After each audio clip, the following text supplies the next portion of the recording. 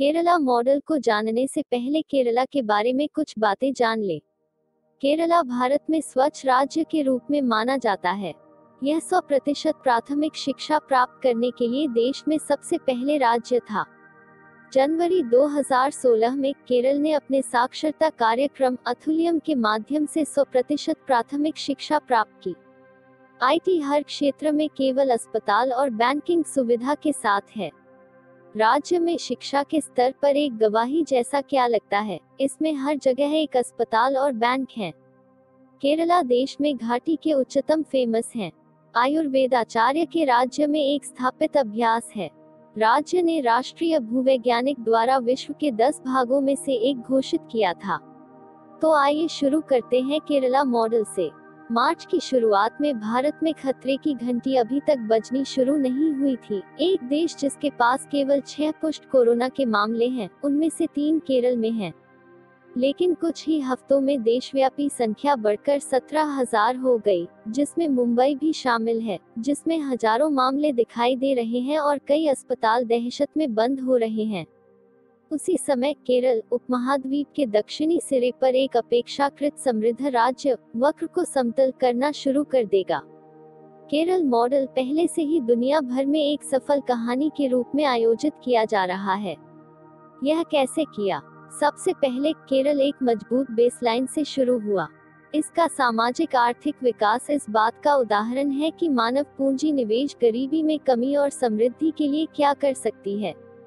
इसमें भारत के बाकी हिस्सों की तुलना में काफी अधिक साक्षरता दर और बेहतर स्वास्थ्य परिणाम है। राज्य लंबे समय तक एक कम्युनिस्ट पार्टी का गढ़ रहा है, हालांकि इसकी नीतियां मध्यम सामाजिक लोकतांत्रिक हैं।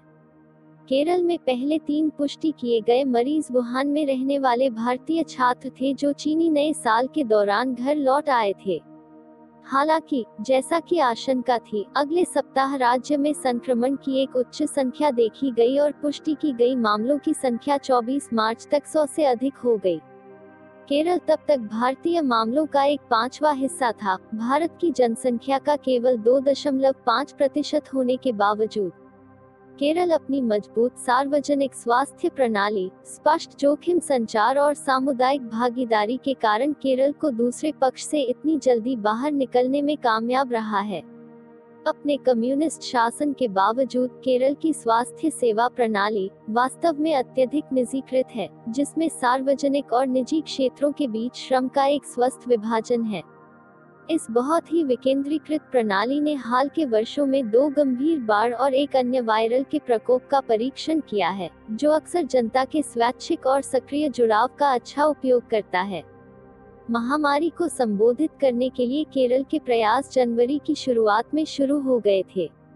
दरअसल 2018 में निप्पा के प्रकोप से निपटने का अपना अनुभव, एक ऐसा वायरस जिसका न तो इलाज था और न ही टीका उपलब्ध था। इस एपिसोड से सीख, जिसमें अस्पताल अधिग्रहित संक्रमणों का एक उच्च अनुपात देखा गया था, सिस्टम में प्रभावी प्रोटोकॉल थे और केस अलगाव और संपर्क ट्रेसिंग की समय परीक्षण की रणनीति के लिए एक सतर्क सामुदायिक निगरानी प्रणाली के साथ संयुक्त था। फोन आधारित निगरानी और पड़ोस घड़ी की पहल के मिश्रण के माध्यम से संभव अनुपालन के साथ इस समय दसियों हजार लोग घर में थे। राष्ट्रीय 1 से पहले एक गंभीर लॉकडाउन लागू किया गया था, स्कूलों को बंद कर दिया गया था, सभाओं पर प्रतिबंध लगा दिया गया था, राष्ट्रीय मानक की तुलना में एक सख्त और लंबे समय तक संगरोध तैनात किया गया था, और कुछ पवित्र लोग जो अभी भी समूहों में प्रार्थना करने पर जोर देते थे, उन्हें भी गिरफ्तार कर लिया गया था। लेकिन इस लोहे की मुट्ठी दृष्टिकोण सामाजिक रूप से मूल्यवान आउटरीच नीतियों द्वारा मेल खाता था।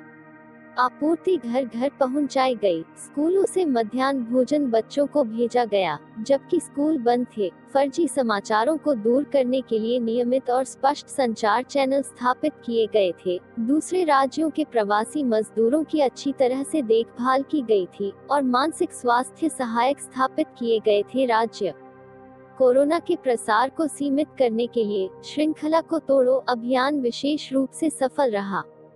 जब अप्रत्याशित घटनाओं ने संभावित रूप से सैकड़ों लोगों को संक्रमण के लिए उजागर किया, तो हजारों राज्य नियोजित स्वास्थ्य कार्यकर्ता और नक्शे और फ्लोचार्ट से लैस स्वयंसेवकों ने आक्रामक संपर्क अनुरेखण किया और स्थिति को नियंत्रण में लाया। दक्षिण कोरियाई मॉडल से प्रेरित होकर नमूना लेने के लिए वॉक इन कियोस्क बनाने, यहाँ तक कि छात्रों को चिल करने के साथ साथ केरल का एक सर्व सरकार, सर्व समाज दृष्टिकोण रहा है।